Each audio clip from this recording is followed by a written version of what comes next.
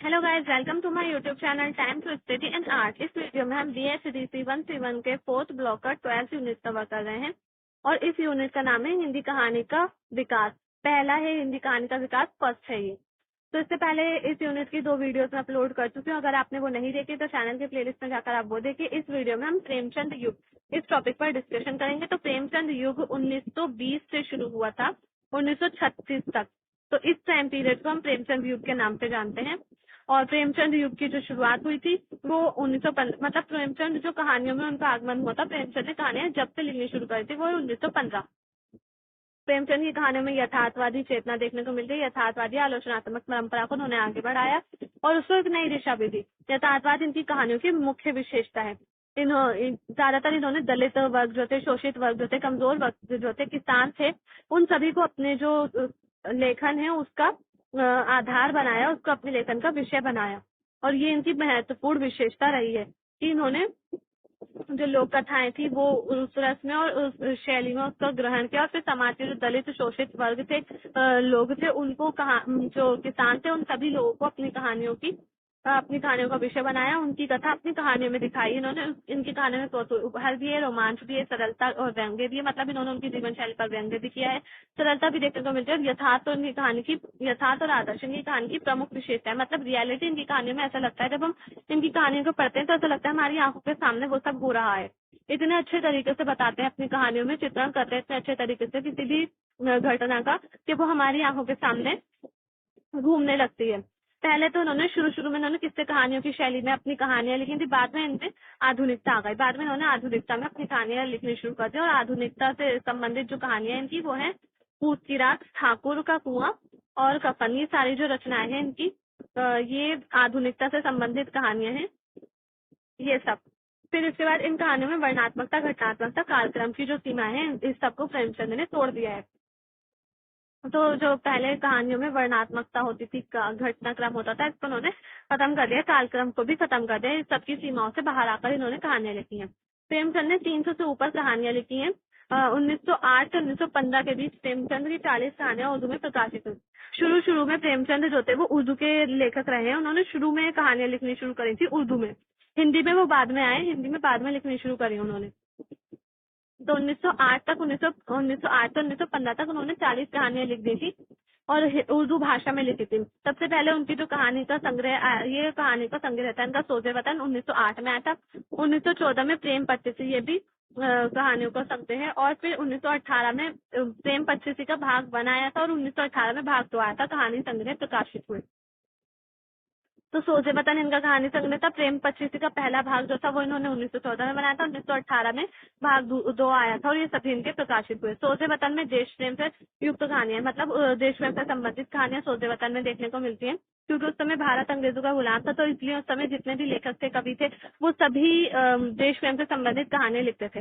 इसके अलावा अन्य संग्रह में मध्यम वर्गीय संयुक्त परिवार की समस्याओं, मानवीय मूल्यों, धार्मिक पाखंडों, सामाजिक रूढ़ियों का वर्णन हुआ है।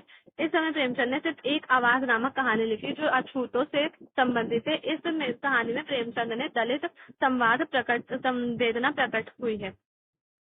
तो अभी मैंने शुरू में ही आपको बताया, प्रेमचंद जो थे वो मध्यम वर्गीय जो परिवार होते थे, जैसे कि दलित हो गए, शोषित वर्ग हो गए और किसान हो गए, इन सबसे संबंधित लिखते थे। उनकी समस्याएं होती थी इनकी कहानियों में, धार्मिक पाखंड जो होते थे उस समय में, वो सामाजिक रूढ़ियां, मानवीय मूल्यों, उन सबसे संबंधित कहानियां लिखते थे, उनको अपना विषय बनाते थे और उसका बहुत अच्छे तरीके से वर्णन करते थे अपनी कहानियों में। तो वो पढ़कर हमें उस पर, उन लोगों पर तरस भी आता था, उनके प्रति हमारी संवेदना जो होती वो प्रकट होती थी उनके प्रति। उन्होंने कहानी लिखी सिर्फ एक आवाज। इसमें इन्होंने अछूतों के बारे में बताया, अछूतों से संबंधित है कहानी, और उसमें दलित वर्ग जो है, दलितों का अछूत कहा जाता था पहले, तो अछूत दलित वर्ग जो है उसके प्रति लोगों के मन में संवेदना प्रकट होती है जब भी वो उनकी कहानी पढ़ी जाती है। तो इसके बाद आएगा 1915 में प्रेमचंद की पहली हिंदी कहानी। 1915 से उन्होंने हिंदी की कहानियां लिखनी शुरू कर दी। उससे पहले वो उर्दू में कहानियां लिखते थे। तो हिंदी में इनकी पहली कहानी थी सोच, सबसे पहले 1915 में प्रकाशित हुई। सोच इनकी पहली कहानी थी हिंदी में। प्रेमचंद की कहानी कला में विकास की दृष्टि से 1916 से 1929 का काल विशेष रूप से उल्लेखनीय है। मतलब इनकी जो कहानी है कला में विकास, इसकी दृष्टि से 1916 में उन्होंने 1929 तक इन्होंने बहुत महत्वपूर्ण काम किया है। इस काल में लिखी गई कहानियां विषय वैविध्य, सामाजिक चेतना, मनोवैज्ञानिक दृष्टि, कहानी काल के विकास की दृष्टि से महत्वपूर्ण है। तो 1915 से 1929 के बीच इन्होंने जितनी भी कहानियां लिखी हैं उसमें विषय वैविध्य देखने को मिलता है, मतलब कि विषयों की विविधता देखने को मिलती है। अनेक विषयों पर इन्होंने कहानियां लिखी है। सामाजिक चेतना देखने को मिलती है। मनोवैज्ञानिक दृष्टि से ये मनोवैज्ञानिक रूप से अंतर्दृष्टि, मतलब मनोवैज्ञानिक रूप से भी ये पूरी तरह से परिपूर्ण है। और कला इनकी कहानियों की विकास, मतलब कहानी कला की जो विकास है उनका इसी काल में हुआ है। 1916 से 1920 के बीच प्रेमचंद ने अधिकतर ग्रामीण जीवन के पारिवारिक संबंधों, मूल्यों, बोध और आदर्शों से मुक्त कहानियां लिखी। तो 1916 से 1920 के टाइम पीरियड में 5 साल तक इन्होंने जो ग्रामीण लोग थे, किसान होते थे, उनके जीवन मूल्य, किस तरह से वो जीवन जी रहे हैं, किस तरह से उनके जीवन में समस्याएं आती हैं, किस तरह से वो अपना जीवन यापन करते हैं, उनके आदर्श से युक्त कहानियां होती थी, पारिवारिक संबंधों के बारे में लिखते थे। तो ये सारे जो विषय हैं इन्होंने अपनी कहानियों का विषय बनाया। प्रेमचंद ने अपनी कहानियों में स्त्रियों का बहुआयामी चित्रण किया। मतलब इन्होंने अपनी कहानियों में न सिर्फ दलितों, शोषितों और किसानों का चित्रण किया, बल्कि स्त्रियों को भी अपनी कहानियों का विषय बनाया है और स्त्रियों का बहुत अच्छे तरीके से उन्होंने चित्रण किया है। उन्होंने अपनी कहानियों में नारी शोषण का विरोध किया और नारी को सबलीकृत किया। नारी शोषण के विरुद्ध आवाज उठाई उन्होंने अपनी कहानियों में। प्रेमचंद की कहानियों में तत्कालीन यथार्थ के विविध रूप का चित्रण हुआ है। उस समय की जो रियलिटी थी, ये सब इनकी कहानियों में उस समय की जो रियलिटी थी वो देखने को मिलती है। उन्होंने सांप्रदायिक भेदभाव, दलितों के शोषण तथा स्वाधीनता आंदोलन से जुड़ी कहानियां भी लिखी हैं। जब भी मैं ऊपर बता चुकी हूँ वही आ रहा है ये सब। प्रेमचंद की कहानियों में आदर्श और यथार्थ का समन्वय मिलता है, लेकिन धीरे धीरे प्रेमचंद अपने आदर्श से मुक्त हो गए और उनकी कहानियां यथार्थ चित्रण की सशक्त हथियार बन गई। मतलब उनकी कहानियों में शुरू में आदर्श और यथार्थ का चित्रण, मतलब आदर्श और यथार्थ को एक साथ मिलाकर वो कहानियां लिखते थे, लेकिन धीरे धीरे जो आदर्श था वो खत्म होता गया और रियलिटी उनकी कहानियों में आती गई और रियलिटी को उन्होंने अपनी कहानियों का हथियार बनाया। उनकी कहानी में जो रियलिटी है वो एक हथियार का काम करती है। फिर कफन, पूस की रात, ठाकुर का कुआं, सदगति आदि ऐसी कहानियां जो यथार्थ से संबंधित है। अब इसके बाद प्रेमचंद युग के जो महत्वपूर्ण कवि हैं, कवि बार बार निकल रहा है, जो लेखक है वो जयशंकर प्रसाद सबसे ज्यादा महत्वपूर्ण कवि हैं। इनकी पहली कहानी आई ग्राम 1911 में प्रकाशित हुई। इसके बाद छाया नाम से उनका कहानी संग्रह प्रकाशित हुआ। तो थोड़ा थोड़ा अगर प्रेमचंद युग के बारे में आया तो थोड़ा बहुत लिख दीजिएगा आप। इसलिए उनकी कहानियों पर उनका कवि हावी है। मतलब जयशंकर प्रसाद कवि भी थे और लेखक भी थे। उनकी कहानियों में कवि रूप भी उनका देखने को मिलता है। उनकी कहानियां भावुकता से परिपूर्ण होती हैं, यानी कि इमोशंस उनकी कहानियों में कूट कूट कर भरे होते हैं।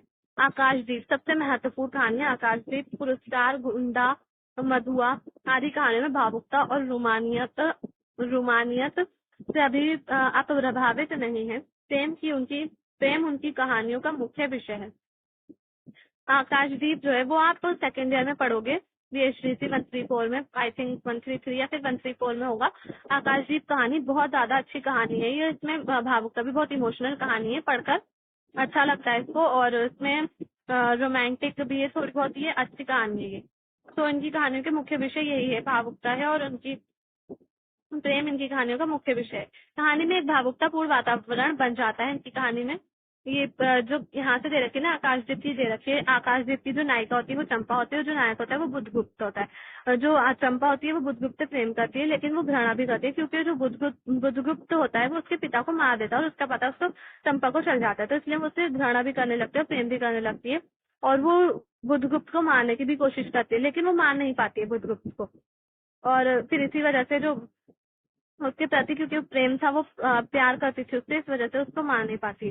तो फिर एंड हो जाता है कहानी में कि वो चंपा बुद्धगुप्त से अलग हो जाती है, उससे शादी नहीं करती है। बुद्धगुप्त उससे शादी भी करना चाहता है लेकिन उससे शादी नहीं करती है और उनका जो प्रेम होता है वो अधूरा ही रह जाता है। कहानी में एक भावुकतापूर्ण वातावरण बन जाता है जो नाटक के लिए ज्यादा उचित प्रतीत होता है। मतलब इनकी जो कहानियां है उसमें भावुकतापूर्ण वातावरण बन जाता है जो नाटक जैसा दिखाई देता है। उनकी कहानी नाटक और कविता के बीच सैंडविच हो गई है। मतलब नाटक और कविताओं में जिस तरह का वातावरण, कविताओं में जिस तरह का प्रेम से संबंधित वातावरण होता है, वैसे ही उनका नाटक कहानियों में भी हो जाता है और वो कहानियां कविताएं मिलकर एक सैंडविच की तरह काम करती हैं। जिसमें कभी प्रेमी तो कभी प्रेमिका भावुकतापूर्ण निर्णय ले प्रेम के लिए अपने को बलिदान कर देते हैं। तो ज्यादातर इनकी कहानियों में प्रेम का बलिदान दिखाई देता है, देखने को मिलता है। प्रसाद की कहानियों में वर्णित कहानियां वास्तविक लगते हुए भी मन को छूती हैं। तो ये आपको समझ में आ गया होगा, मतलब अवास्तविक कहानियां लगती हैं लेकिन फिर भी हमारे दिल को छू लेती हैं वो। इसके बाद इनके जो विश्वम्भरनाथ शर्मा है, ये है इनके दूसरे। सुदर्शन तीसरे, चौथे पांडे बुद्धेश्वर शर्मा। इन सब के बारे में हम नहीं देखेंगे, अगर आपके पास नहीं है तो आप स्क्रीनशॉट लेकर देख लीजिएगा। वैसे इतना इम्पोर्टेंट नहीं है और इतना लंबा आएगा भी नहीं। जैनेन्द्र और जयशंकर प्रसाद, ये दोनों इम्पोर्टेंट है, इनके बारे में देख लेते हैं। जयशंकर प्रसाद ने हिंदी कहानी को नई संभावनाओं से जोड़ा और उसे नई दिशा दी। हिंदी कहानी के विकास में उनका योगदान ये है कि उन्होंने कहानी की वृत्तात्मकता और वर्णात्मकता का त्याग किया और चरित्र के माध्यम से कहानी कहने का प्रयास किया। मतलब चरित्रों के माध्यम से जो वर्णात्मकता होती है कहानी में और जो वृत्तात्मकता होती है उसका इन्होंने त्याग कर दिया, और जो चरित्र थे चरित्रों को अपने कहानियों का आधार बनाया और उसके माध्यम से ही अपनी कहानी कहने की कोशिश की। जैनेन्द्र व्यक्तिगत और मनोवैज्ञानिक आधार पर अपने पात्रों का निर्माण और पड़ताल करते थे। तो मनोवैज्ञानिक आधार पर और व्यक्तिगत आधार पर अपने पात्रों का उन्होंने निर्माण किया है। इनकी पहली कहानी है हत्या, एक ऐसी कहानी है जिसमें उन्होंने बताया, और ये पहली कहानी भी। खेल, नीलम, देश की राजकन्या, पाजेब, एक दिन, उनकी अनेक महत्वपूर्ण कहानियां हैं। जैनेन्द्र ने नारी की परंपरागत मूर्ति का भंजन किया और उसे घर, परिवार, पति के बंधनों से मुक्त करने की भी प्रेरणा दी। तो नारी के साथ जो अन्याय होता था उसको भी दूर करने की इन्होंने प्रेरणा दी। मर्यादा से संबंधित जो नारी के ऊपर अत्याचार होते थे, मर्यादा को लेकर उसको इन्होंने दूर करने की कोशिश की, उसकी प्रेरणा दी इन्होंने। तो ये प्रेमचंद युग के जो है वो कंप्लीट हो चुका है। अब इसके बाद हमारा नेक्स्ट टॉपिक, ये हमारा बोध प्रश्न है, ये खत्म हो जाएगा और इसके बाद हमारा नेक्स्ट टॉपिक आएगा प्रेमचंदोत्तर कहानियां। तो प्रेमचंद के बाद किस तरह की कहानियां लिखी जाने लगी थी? तो प्रेमचंद के बाद जो कहानियां लिखी जाने लगी थी उनमें सबसे पहला नाम आता है आगे यशपाल। आगे और यशपाल जो है वो ऐसे कहानीकार हैं जो प्रेमचंद युग से ही कहानी लिखने लगे थे, लेकिन इनकी जो प्रशंसा है और इनका जो फेमस हुए हैं ये प्रेमचंद युग के बाद फेमस हुए इनकी कहानियां थी, क्योंकि ज्यादातर बड़ा हिस्सा जो इनकी कहानियों का वो प्रेमचंद युग के बाद ही लिखा गया है। आगे भी जैनेन्द्र के समान मानव मन के चितेरे हैं। जैसे जैनेन्द्र ने मानव मन के बारे में लिखते थे मनोवैज्ञानिक रूप से, वैसे ही आगे ने भी लिखा है। लेकिन आगे के जैनेन्द्र की चरित्र की अपेक्षा कम अंतर्मुख हैं और वे अपने परिवेश से संघर्ष भी करते हैं।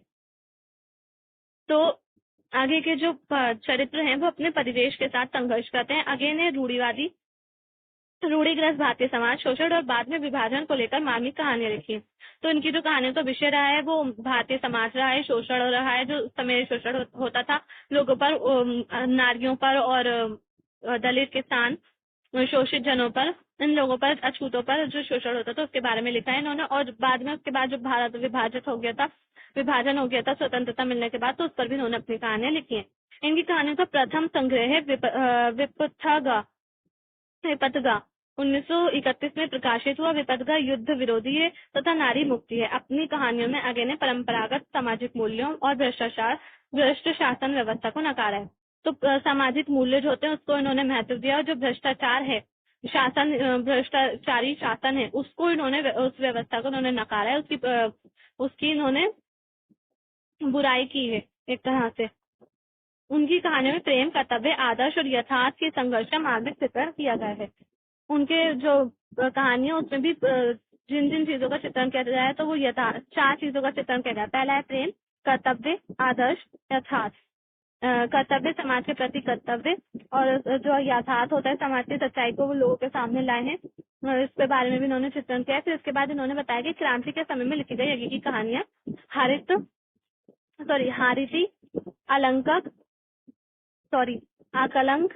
आकलंक है, द्रोही और विपथगा प्रमुख कहानियां इनकी।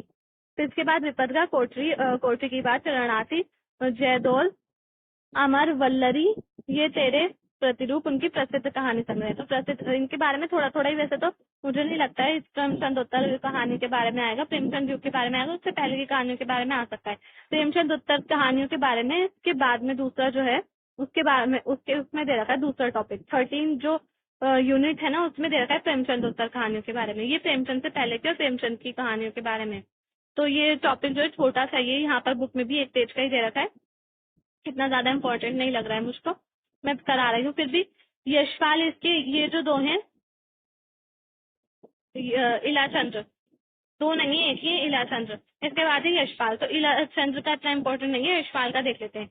यशपाल सामाजिक यथार्थवादी रचनाकार हैं। प्रेमचंद की प्रगतिशील चेतना यशपाल में प्रखर रूप से प्रकट हुई है। मतलब प्रगतिशील जो प्रेमचंद एक प्रगतिशील लेखक थे, और ये जो चेतना है इनमें भी देखने को मिलती है। मार्क्सवादी दर्शन को उन्होंने आधार बनाया। इन्होंने वर्ग संघर्ष को, मनोविश्लेषण को पर तीखा व्यंग्य किया, और तीखा व्यंग्य इनकी कहानियों की पहचान है, इनकी विशेषता है। वो जो पाठक के रूढ़ संस्कार होते हैं, यानी कि उनकी कहानियों पढ़ने वाले जो लोग हैं, पाठक है, उनके रूढ़ संस्कारों पर आघात करते हैं, उन पर इनका विरोध करते हैं ये लोग। मार्क्सवादी दर्शन को आधार बनाया और समाज में फैली जो विषमता थी उसको इन्होंने विरोध किया, उस पर आघात किया। यशपाल ने कहानी को जीवन की समस्याओं का अध्ययन का औजार माना। मतलब वो मानते हैं जो कहानी है वो लोगों के जीवन की समस्याओं का आधार जो समस्याएं होती है उसके आधार औजार माना इन्होंने। अपनी कहानियों के माध्यम से उन्होंने उन समस्याओं को सुलझाने की कोशिश की और लोगों को प्रेरणा दी। यथार्थ के प्रति मर्मभेदी दृष्टि रखने वाले यशपाल कहानी को समाज कल्याण के हथियार के रूप में इस्तेमाल करना चाहते थे, यानी कि वो समाज का कल्याण चाहते थे, और इसलिए उन्होंने इस तरह की कहानियां लिखी जिससे समाज का कल्याण हो, लोगों को प्रेरणा मिले और वो समाज का कल्याण करे। यशपाल ने मनोवैज्ञानिक और यौन समस्याओं पर भी कहानियां लिखी हैं। चित्र का शीर्षक गवाही, बहुत सारी कहानियां, आतिथ्य, प्रतिष्ठा का बोझ, पर्दा, मकरील, मक्खी या मकड़ी, आदमी का बच्चा, कोकला डकैत, उनकी अनेक कुछ प्रमुख कहानियां हैं। तो गाइज ये यूनिट भी यहीं पर फिनिश हो जाता है। अगर आपको वीडियो पसंद आए तो प्लीज लाइक करें, शेयर करें, चैनल को सब्सक्राइब करना ना भूलें। थैंक्स।